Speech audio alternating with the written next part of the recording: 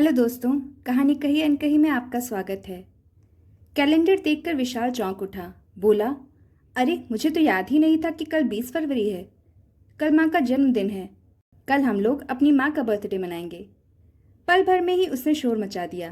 पुष्पा जी झेप गई कि क्या वे बच्ची हैं जो उनका जन्मदिन मनाया जाए। फिर इससे पहले कभी जन्मदिन मनाया भी तो नहीं था जो वे खुश होती। अगली सुबह भी और दिनों की तरह ही थी। कुमार साहब सुबह की सैर के लिए निकल गए थे। पुष्पा जी आंगन में आकर मेहरी और दूध वाले के इंतजार में टहलने लगी। तभी विशाल की पत्नी डिम्पल ने पुकारा, माँ चाय। आज के भौतिकवादी युग में सुबह सवेरे कमरे में बहू चाय दे जाए, इससे बड़ा सुख और कौन सा होगा। पुष्पा जी बहू का मुस्कुराता चेहरा निहारती रह गईं। सुबह इत्मीनान से आंगन में बैठकर चाय पीना उनका एकमात्र शौक था। पहले स्वयं बनानी पड़ती थी, लेकिन जब से डिम्पल आई है बनी बनाई चाय मिल जाती है। अपने पति विशाल के माध्यम से उसने पुष्पा जी की पसंद नापसंद की पूरी जानकारी प्राप्त कर ली थी। बड़ी बहू अंजू सॉफ्टवेयर इंजीनियर है। सुबह कपिल और अंजू दोनों एक साथ दफ्तर के लिए निकलते हैं, इसलिए दोनों के लिए सुविधाएं जुटाना पुष्पा जी अपना कर्तव्य समझती थी। छोटे बेटे विशाल ने MBA कर लिया तो पुष्पा जी को पूरी उम्मीद थी कि उसने भी कपिल की तरह अपने साथ पढ़ने वाली कोई लड़की पसंद कर ली होगी। इस जमाने का यही तो प्रचलन है। एक साथ पढ़ने या काम करने वाले युवक युवतियां प्रेम विवाह करके अपने माता पिता को मैच ढूंढने की जिम्मेदारी से खुद ही मुक्त कर देते हैं। लेकिन जब विशाल ने उन्हें वधू ढूंढ लाने के लिए कहा तो वे दंग रह गई थीं। कैसे कर पाएंगी यह सब। एक जमाना था जब मित्रगण या सगे संबंधी मध्यस्थ की भूमिका निभाकर रिश्ता तय करवा देते थे। योग्य लड़का और प्रतिष्ठित घराना देखकर रिश्तों की लाइन लग जाती थी। अब तो कोई बीच में पड़ना ही नहीं चाहता। समाचार पत्र या इंटरनेट पर फोटो के साथ बायोडाटा डाल दिया जाता है। आजकल के बच्चों की विचारधारा भी तो पुरानी पीढ़ी की सोच से सर्वथा भिन्न है। कपिल अंजू को देखकर पुष्पा जी मन ही मन खुश रहती कि दोनों की सोच तो आपस में मिलती ही है, उन्हें भी पूरा पूरा मान सम्मान मिलता है। अखबार में विज्ञापन के साथ साथ इंटरनेट पर भी विशाल का बायोडाटा डाल दिया था। कई प्रस्ताव आए।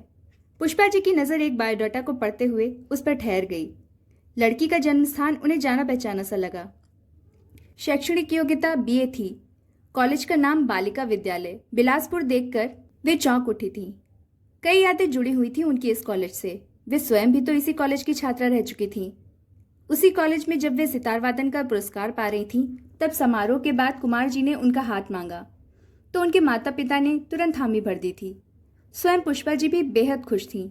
ऐसे संगीत प्रेमी और कलाकार की कुमार साहब के साथ उनकी संगीत कला परवान चढ़ेगी, इसी विश्वास के साथ उन्होंने अपनी ससुराल की चौखट पर कदम रखा था।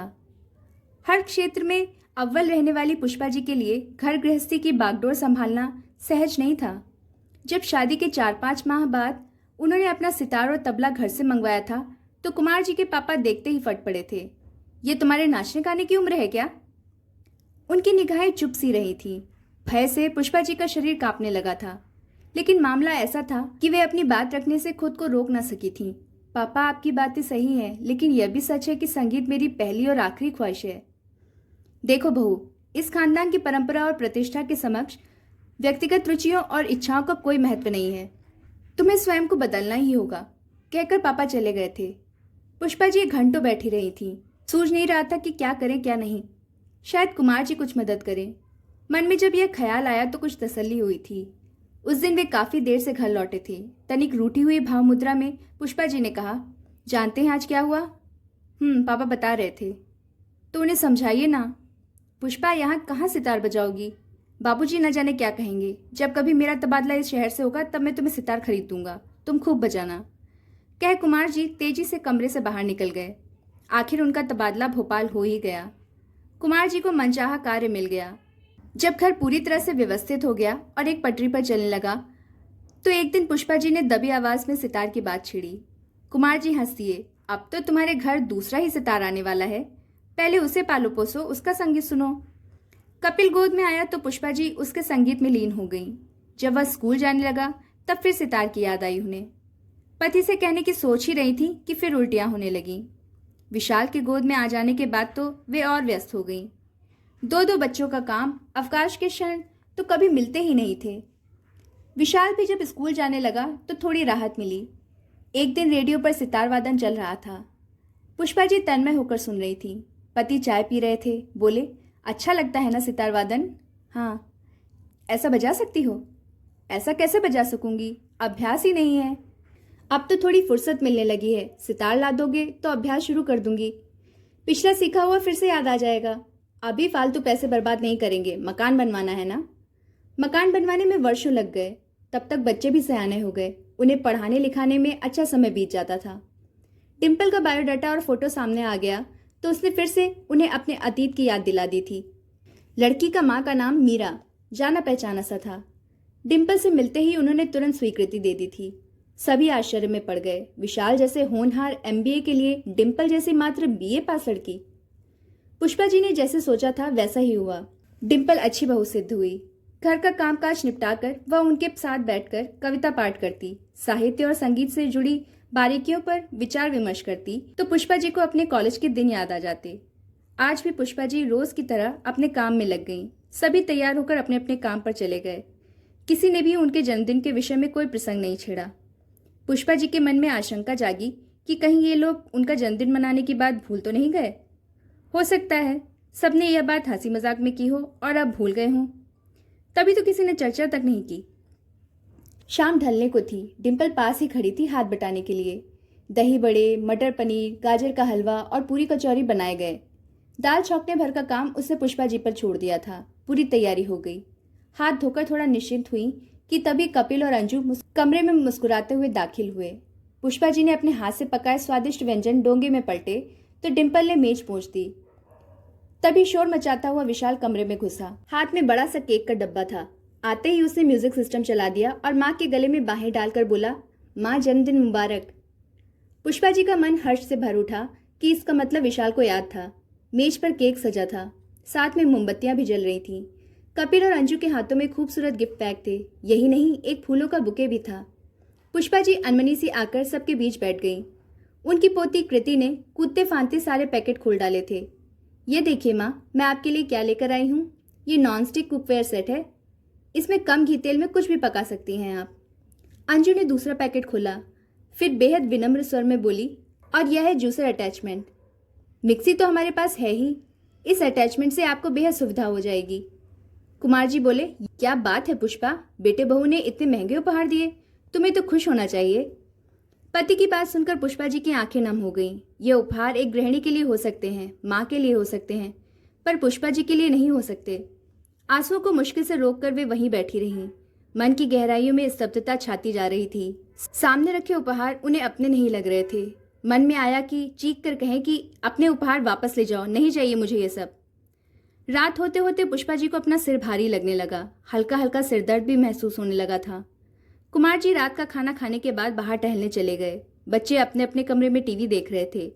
आसमान में धुंधला सा चांद निकल आया था। उसकी रोशनी पुष्पा जी को हौले से स्पर्श कर गई। वे उठकर अपने कमरे में आकर आराम कुर्सी पर बैठ गईं। आंखें बंद करके अपने आप को एकाग्र करने का प्रयत्न कर रही थीं। तभी किसी ने माथे पर हल्के से स्पर्श किया और मीठे स्वर में पुकारा, माँ। चौंक कर पुष्पा जी ने आंखें खोली तो सामने डिम्पल को खड़ा पाया। यहाँ अकेली क्यों बैठी हैं? बस यूं ही, धीमे से पुष्पा जी ने उत्तर दिया।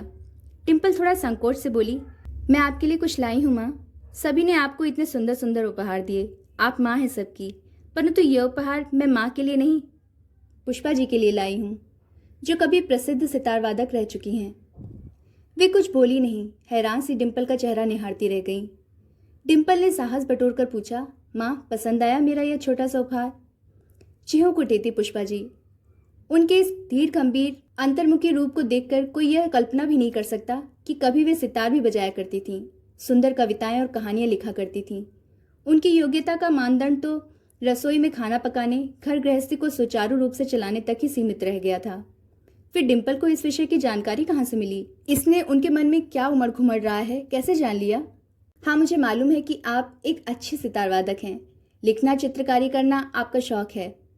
पुष्पा जी सोच में पड़ गई थी कि जिस पुष्पा जी की बात डिम्पल कर रही है उस पुष्पा को तो वे खुद भी भूल चुकी हैं। अब तो खाना पकाना, घर को सुव्यवस्थित रखना, बच्चों के टिफिन तैयार करना, बस यही काम उनकी दिनचर्या के अभिन्न अंग बन गए हैं। डिक्री धूल चाटने लगी है। फिर बोली, तुम्हें कैसे मालूम ये सब? मालूम कैसे नहीं होगा, बचपन से ही तो सुनती आई हूँ। मेरी माँ जो आपके साथ पढ़ती थी, कभी बहुत प्रशंसा करती थी आपकी। कौन, मीरा? पुष्पा जी ने अपनी याददाश्त पर जोर दिया। यही नाम तो लिखा था बायोडाटा में। बचपन में दोनों एक साथ पढ़ी, एक साथ ही ग्रेजुएशन भी किया। पुष्पा जी की शादी पहले हो गई थी, इसलिए मीरा के विवाह में नहीं जा पाई थी। फिर घर गृहस्थी के दायित्वों के निर्वहन में ऐसी उलझी कि उलझती ही चली गई। धीरे धीरे बचपन की यादें धूमिल पड़ती चली गईं। डिम्पल के बायोडेटा पर मीरा का नाम देखकर उन्होंने तो यही सोचा था कि होगी कोई दूसरी मीरा। कहाँ जानती थी कि डिम्पल उनकी घनिष्ठ मित्र मीरा की बेटी है। बारात में भी गई नहीं थी, जाती तो थोड़ी बहुत जानकारी जरूर मिल जाती उन्हें। बस इतना जान पाई थी कि पिछले माह कैंसर रोग से मीरा की मृत्यु हो गई थी। डिम्पल अब भी कह रही थी, ठीक ही तो कहती थी माँ, कि हमारे साथ पुष्पा नाम की एक लड़की पढ़ती थी। वह जितनी सुंदर उतनी ही होनहार और प्रतिभाशाली भी थी। मैं चाहती हूँ तुम भी बिल्कुल वैसी ही बनो, मेरी सहेली पुष्पा जैसी।